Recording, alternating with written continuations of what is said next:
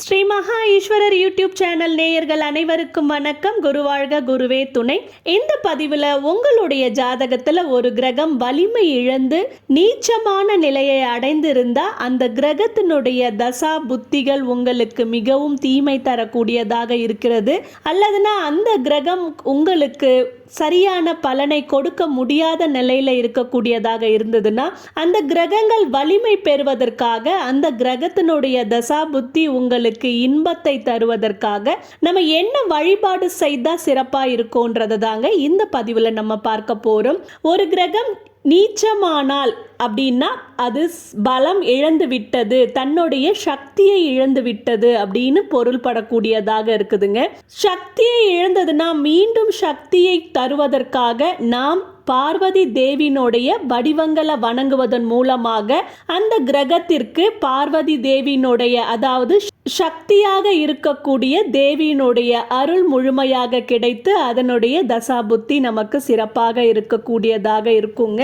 உங்களுடைய ஜாதகத்துல சூரிய பகவானானவர் உங்களுக்கு பலம் இழந்து அவர் உங்களுக்கு துலாமில் நின்று நீச்ச நிலையை அடைந்து இருந்தார்னா அவருக்காக நீங்க வணங்க வேண்டிய சக்தியினுடைய ஒரு வடிவம் என்னன்னு கேட்டீங்கன்னா மாதங்கிங்க. இந்த இடத்துல மாதங்கின்னு ஒரு பேர் நாங்க கேள்விப்பட்டது இல்லைங்க. அந்த மாதிரி ஒரு தெய்வம் எந்த கோயில் இருக்குதுன்னு கேட்டீங்கன்னா இதற்காக நீங்க எங்கேயும் போய் வழிபட தேவையில்ல. தினமும் நீங்க ஓம் மாதங்கியே நம அப்படின்ற இந்த மந்திரத்தை நீங்க தினமும் எத்தனை முறை உங்களால சொல்ல முடியுதோ அத்தனை முறை சொல்லி வருவதன் மூலமாக உங்களுடைய சூரிய தசா புத்தியானது உங்களுக்கு மிகவும் சிறப்பானதாக இருக்கும். சூரிய தசா புத்தியில மட்டும்தான் சொல்லணுமான்னு கேட்டீங்கன்னா அப்படி இல்லைங்க. உங்களுக்கு சூரியனுடைய காரகம் கெட்டு போயிருந்தா தினமுமே நீங்க 12 முறை அல்லது 24 முறை, அப்படி இல்லைன்னா 48 முறை, எவ்வளவு டைம் உங்களுக்கு கிடைக்குதோ அத்தனை முறை நீங்க சொல்வதன் மூலமாக சூரியனுடைய காரகத்துவமான தந்தை, அரசாங்க வேலை, அரசியல், ஆளுமை தன்மை, பதவி உயர்வு, இப்படி எல்லா காரகங்களும் உங்களுக்கு கிடைக்க உதவுவதாக இருக்குங்க. அடுத்து சந்திர பகவானானவர் உங்களுக்கு விருச்சகத்துல நின்று நீச்சமாகிய நிலையில இருக்கக்கூடியவராக இருக்குது. அதனால உங்களுக்கு மனநிலையில ஒரு குழப்பம் எப்பொழுதும் இருந்துகிட்டே இருக்கு, ஸ்ட்ரெஸ் இருக்குது, தாயினால ஒரு நல்ல பலன் கிடைக்கல அப்படின்னு சொல்லி நீங்க வருந்தக்கூடியவங்களா இருக்கிறீங்க. மேலும் உங்களுக்கு உங்களுடைய வாழ்க்கையில நோய் இல்லாம திடமான மனநிலையை பெறணும்னு ஆசைப்படக்கூடியவங்களுக்கு இந்த சந்திரன் நீச்சமானவங்க கண்டிப்பா சக்தியினுடைய இன்னொரு வடிவமான புவனேஸ்வரி தாயை வணங்கணுங்க. தினம்தோறும் நீங்க ஓம் புவனேஸ்வரி தாயே நம அப்படின்ற மந்திரத்தை உங்களால எத்தனை முறை சொல்ல முடியுமோ அத்தனை முறை சொல்லி நீங்க வணங்கி வருவதன் மூலமாக சந்திரன் தன்னுடைய நீச்சத்தை நீங்கி உங்களுக்கு நல்ல பலனை தரக்கூடியதாக இருக்குங்க.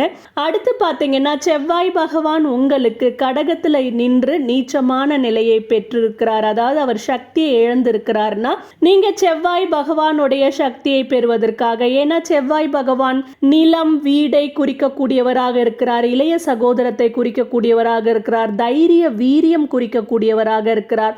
அதனால செவ்வாய் பகவான் நம்மளுடைய ஜாதகத்துல நல்ல நிலைமையில இருக்கிறது ரொம்ப ரொம்ப முக்கியமாக இருக்குதுங்க. பெண்களுக்கு செவ்வாய் என்பவர் கணவரை குறிக்கக்கூடியவராக இருக்கிறாரு.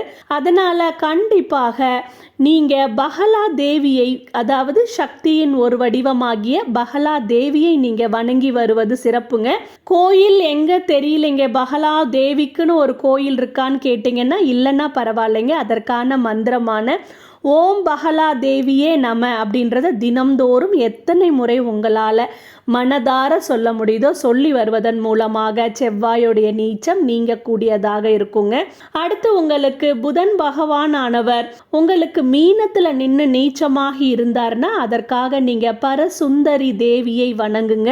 அதற்கான மந்திரம் ஓம் பரசுந்தரி தேவியே நம. இது தினம்தோறும் சொல்லி வந்தால் உங்களுக்கு புதனால் நிறைய நன்மைகள் கிடைக்குங்க. கல்வி, அறிவு, கணிதம், எழுத்துத்துறை, எல்லா வியாபாரங்கள் எல்லா விஷயங்களிலும் உங்களுக்கு மேன்மை கிடைக்கக்கூடியதாக இருக்குங்க. அடுத்து குரு பகவானானவர் உங்களுக்கு மகரத்துல நின்று நீச்சமாகி இருந்தார்னா அதற்காக நீங்க தாரா தேவியை வணங்குவது மிக மிக உத்தமமாக இருக்குங்க. ஓம் தாரா தேவியே நம அப்படின்ற மந்திரத்தை தினம்தோறும் சொல்லி வரலாம். மேலும் சுக்கிர பகவான் ஆனவர் உங்களுக்கு கன்னியில் நின்று நீச்சகதியை, அதாவது தன்னுடைய வலிமையை இழந்திருந்தார்னா அவரை நீங்க பலப்படுத்த கமலாத்மிகாவை வணங்க வேண்டும். ஓம் கமலாத்மிகையே நம அப்படின்ற மந்திரத்தை தினம்தோறும் சொல்லி வரலாம். அடுத்து சனி பகவானானவர் உங்களுக்கு மேஷத்துல நின்று நீச்சமாகி இருந்தார்னா மகா காளியை வணங்க வேண்டுங்க.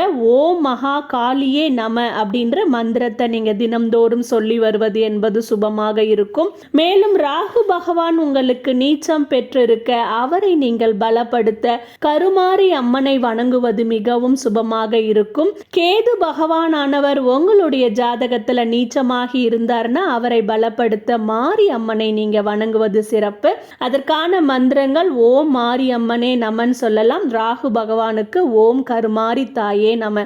இந்த மாதிரி மந்திரங்களை நீங்க சொல்லி வணங்குவதன் மூலமாக உங்களுடைய ஜாதகத்துல நீச்சமான கிரகங்கள் பலம் பெற்று உங்களுக்கு நிறைய இன்பத்தை தரக்கூடியதாக அதனுடைய தசாபுத்திகள் அமையுங்க. இது எதுவுமே நான் என்னுடைய கற்பனையினால சொல்லப்பட்டதில்லை. இது அனைத்தும் நம்மளுடைய பராசுரரால் சொல்லப்பட்ட உண்மைகள்ங்க. அதாவது ஜோதிடத்தின் தந்தை என்று அழைக்கப்படக்கூடிய பராசுரரானவர் இவை அனைத்தையும் குறிப்பிட்டுள்ளாருங்க. அதை தான் நான் உங்களுக்கு சொல்லக்கூடியதாக இருக்குது. இதை கேட்டு நேயர்களே நீங்க இதை பயன்படுத்தி உங்களுடைய வாழ்க்கையில நீங்க நிறைய நன்மைகளை பெற என்னுடைய வாழ்த்துக்கள்ங்க. நேயர்களே, இந்த பதிவு உங்களுக்கு பிடித்திருந்தா லைக் பண்ணுங்க, ஷேர் பண்ணுங்க, மறக்காம ஸ்ரீ மகா ஈஸ்வரர் யூடியூப் சேனலை சப்ஸ்கிரைப் பண்ணுங்க. நன்றி நேயர்களே.